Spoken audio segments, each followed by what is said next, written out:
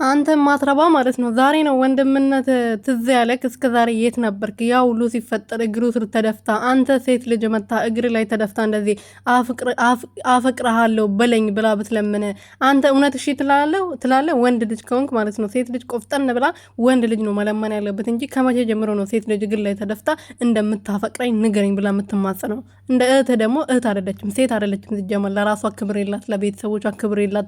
እናንተን እዛ አንተ አጠገቧ ቆመክ እንደዛ ወንድ ልጅን እግሩ ስር ተደፍታ እህቷ ነኝ የተባለችው ማርታ የምትባለው ሴትዮ 3 ተከታታይ ቪዲዮ ተለቆ ነው እንደሚያፈቅራት ራሱ የነገራት ማለት ነው። ስለዚህ አብርሃም መጀመሪያም በፍላጎት አይደለም በሰው ግፊት በእሷ ልመና ነው ከሷው ጋር የነበረው እንጂ ፈልጎ አልነበረም። ስለዚህ ወንድምነት ዛሬ ነው የምታሳየው።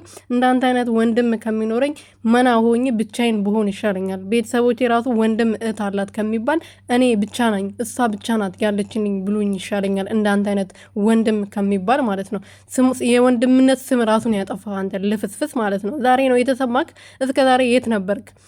እንደማይሆናት እያወቅ ሩትን እንደሚያፈቅራት የልጅ አባት መሆኑ ባለትዳር መሆኑን እያወቅ እስከ ዛሬ የት ነበርክ? አብርሃም ዛሬ ወደዛ ሲመለስ ነው እየተጎዳሽ ነው፣ እያዘሽ ነው፣ ልብሽ እየተሰበረ ነው የምትለው። እስከ ዛሬ ሩትዬ እርጉዝ እንደነበረች የልጅ እናት እንደሆነች እያወቃችሁ አይደለ እሷን ለመስበር ወደዛ ሄዳችሁት። እሰይ ይበላችሁ፣ ደግ አደረጋችሁ። ገና ታረቅሳላችሁ እናንተ ማለት ነው።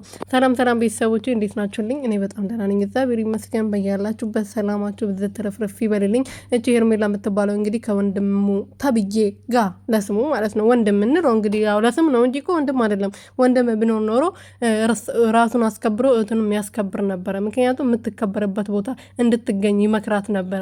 የማትገኝበት የምትረክስበት ቦታ ላይ እንድትገኝ አይገፋፋትም ነበር። ስለዚህ ይሄ ደግሞ ወንድም ያው ለስሙ ነው እንጂ ወንድም አይደለም ይሄ ማለት ነው። እንደሱ አይነት ወንድም ከሚኖራችሁ ወንድም የለኝም ብላችሁ ባዳ ወንድም ብታረጉ ይሻላችሁ። አልገባችሁ አይደለም?